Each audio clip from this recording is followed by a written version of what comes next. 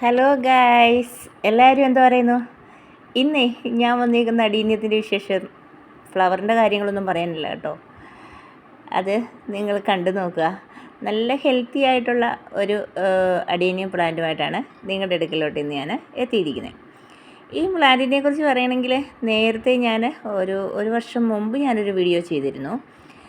ഇതിൻ്റെ കോഡക്സ് മുഴുവനും ചീത്തയായി പോയതായിരുന്നു. അത് ഞാൻ ഇങ്ങനെ കുറേ ദിവസം അതിൻ്റെ ആ കോഡക്സ് മുഴുവൻ ചെത്തിക്കളഞ്ഞ് കെട്ടിത്തൂക്കിയൊക്കെ ഇട്ട് സാഫൊക്കെ പുരട്ടി അത് നല്ല രീതിയിൽ അതിനെ ട്രീറ്റ്മെൻറ്റൊക്കെ ചെയ്ത് നല്ല ഹെൽത്തി ആയിട്ടുള്ള ഒരു പ്ലാന്റാക്കി മാറ്റിയതായിരുന്നു. അതെൻ്റെ ഒരു ഭാഗ്യപരീക്ഷണമായിരുന്നു കേട്ടോ. അങ്ങനെ ചെയ്ത പ്ലാന്റ് രക്ഷപ്പെടുമോ ഇല്ലയോ എന്നൊന്നും എനിക്കറിയത്തില്ലായിരുന്നു. അതൊരു ഭാഗ്യപരീക്ഷണം പോലെ ഞാൻ ഇങ്ങനെ യൂട്യൂബിലൊക്കെ കണ്ട് അറിവോടെ ഞാൻ ചെയ്ത ഒരു കാര്യമായിരുന്നു. എന്നാൽ ഒരു 1.5 വർഷത്തേക്ക് ഈ പ്ലാന്റിന് യാതൊരു പ്രശ്നമില്ലായിരുന്നു. നല്ല അടിപൊളിയായിട്ട് ഈ വർഷം ഏറ്റവും കൂടുതൽ പൂക്കൾ തന്ന ഒരു പ്ലാന്റായിരുന്നു ഇത്. എന്നാൽ ഈ അടുത്ത ദിവസം ഞാൻ നോക്കിയപ്പോൾ ഇതിൻ്റെ സൈഡുകളിൽ കോഡക്സിൻ്റെ അവിടെ ഇവിടെയൊക്കെ ആയിട്ട് ചെറിയ ചെറിയ കിഴുതകളൊക്കെ വന്നിട്ടുണ്ട്. ഞാനത് അത്ര കാര്യമൊന്നും ആക്കിയില്ല. എന്നാൽ ഈ അടുത്ത ദിവസം നമ്മുടെ ഈ 2 ആഴ്ച നല്ല മഴയായിരുന്നല്ലോ. മഴയ്ക്ക് മുമ്പ് ഒരു ദിവസം ഞാൻ നോക്കിയപ്പോഴത്തേക്ക് അതിൻ്റെ അകത്തുനിന്ന് ഇങ്ങനെ ശരിക്കും വെള്ളം എടുത്ത് തുടങ്ങിയായിരുന്നു. പെട്ടെന്ന് ഞാൻ അതെന്ത് ചെയ്യുമെന്നറിയാവോ? അതിനെ നല്ല രീതിയിൽ അത് എടുത്ത് ക്ലീൻ ചെയ്തു. അതിൻ്റെ അകത്തോട്ട് ശരിക്കും നല്ല കോട്ടൻ്റെ തുണികളൊക്കെ ഇട്ട് ഒരു കമ്പേ ചുറ്റി നല്ലതായിട്ട് അതിൻ്റെ അകമൊക്കെ ക്ലീൻ ചെയ്തു. നല്ലൊരു നമ്മുടെ ഒരു വിരലിൻ്റെ ഒരു കാൽഭാഗം ഇറങ്ങിപ്പോകുന്ന രീതിയിലുള്ള ഒരു കുഴിയായിരുന്നു അതിൻ്റെ അകത്ത്. അപ്പം നമ്മൾ ഈ ചെടിക്ക് വെള്ളം വളവുമൊക്കെ ചെയ്യുന്നത് നേരെ അതിൻ്റെ അകത്തോട്ട് ചെന്നിട്ട് അവിടെ അങ്ങ് ആ കോഡക്സ് ചീഞ്ഞളിയാനായിട്ട് തുടങ്ങുന്നൊരു ഭാഗമായിരുന്നു ഞാൻ കാണുമ്പോൾ. എന്നിരുന്നാലും ഞാനത് ഈ പറഞ്ഞ പോലെ ആദ്യം ഞാൻ പറഞ്ഞ പോലെ തന്നെ നല്ലതായിട്ടൊരു ഭാഗ്യപരീക്ഷണം ചെയ്യുന്നു എന്നത് പറഞ്ഞതുപോലെ തന്നെ നല്ലതായിട്ട് ഞാനത് ക്ലീൻ ചെയ്ത് വൃത്തിയാക്കി എടുത്തു.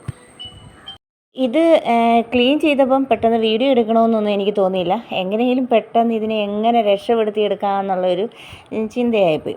പെട്ടെന്ന് ഞാൻ നല്ലതായിട്ടൊരു കോട്ടൺ തുണി ഒരു കമ്പേ ചുറ്റിയിട്ട് ഇങ്ങനെ അതിൻ്റെ അകത്ത് ഇങ്ങനെ ക്ലീൻ ചെയ്ത് ശരിക്കും നല്ലതായിട്ട് ക്ലീൻ ചെയ്തു.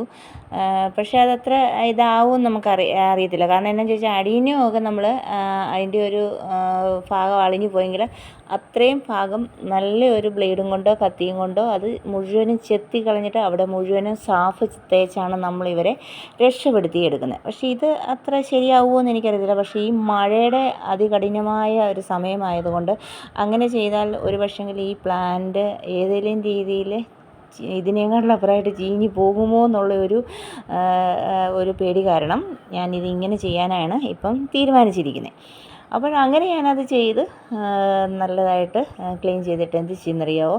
അതിൻ്റെ ഒരു ഇല തന്നെ വെച്ച് ഇങ്ങനെ അതിൻ്റെ അകത്തോട്ട് വെച്ചിട്ട് നല്ലതായിട്ട് സാഫ് ഒരു വെള്ളം പോലെയല്ല, നല്ലതായിട്ട് ഇച്ചിരി കുറുകിയ രീതിയിൽ എടുത്തിട്ട് അതിൻ്റെ അകത്തോട്ട് ഇങ്ങനെ ഒഴിച്ചു കൊടുത്തു. അത് നിറയുന്നിടം വരെ ഒഴിച്ചു കൊടുത്തിട്ട് ശരിക്കും ചട്ടിയും കൊണ്ട് കയ്യിലെടുത്ത് അതിങ്ങനെ ശരിക്കും ചുറ്റിച്ച് കൊടുത്തിട്ട് അവിടെയെല്ലാം നല്ലതായിട്ട് തേച്ച് അങ്ങനെ ഒരു 3 ദിവസം ഞാനത് നല്ലതായിട്ട് സാഫ് പുരട്ടിയത് ഉണങ്ങാനായിട്ട് മഴയെ കൊള്ളാത്തൊരു സ്ഥലത്തേക്ക് വെച്ചു.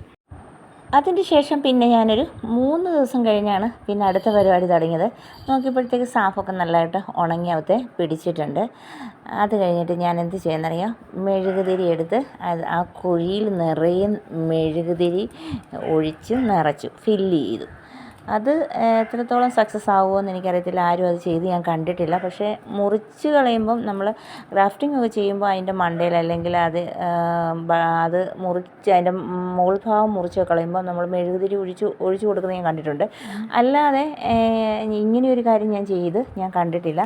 ഞാൻ ഏതായാലും ഈ ചെടി രക്ഷപ്പെടുമോ എന്നറിയത്തില്ല. അതിൻ്റെ ചുറ്റിനും ഒത്തിരി കിഴുത്തകളുണ്ട്. എന്നാൽ ഇത് ഇങ്ങനെ ചെയ്ത് നോക്കാം. ഒരു ഭാഗ്യപരീക്ഷണം പോലെ ഞാനത് ചെയ്ത് അതിൻ്റെ അകത്ത് നിറയും മെഴുകുതിരി ഉരുക്കി ഒഴിച്ചു. അങ്ങനെ അത് ഫില്ല് ചെയ്തു.